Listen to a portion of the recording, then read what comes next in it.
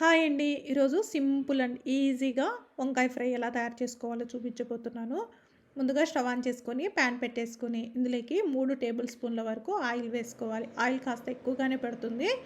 Oil వేడెక్కిన తర్వాత ఇందులోకి పోపు దినుసులు కూడా వేసుకొని ఒక నిమిషం పాటు వేయించుకున్న తర్వాత ఇందులోకి 2 మీడియం సైజు ఉల్లిపాయలు సన్నగా పొడవుగా కట్ చేసుకొని ఉల్లిపాయ 2 నిమిషాల పాటు మగ్గించుకోవాలి. 2 నిమిషాలు మగ్గించుకున్న తర్వాత ఇందులోకి 2 పచ్చిమిర్చి సన్నగా పొడవుగా కట్ చేసుకొని వేయించుకోవాలి. ఇప్పుడు ఇందులోకి 2 రెమ్మల కరివేపాకు కూడా వేసుకొని వేయించుకున్న తర్వాత ఇందులోకి హాఫ్ టీ స్పూన్ ఫ్రెష్గా దంచుకున్నటువంటి అల్లం వెల్లుల్లి పేస్ట్ కూడా వేసుకొని పచ్చివాసన పోయేంత వరకు వేయించుకోవాలి.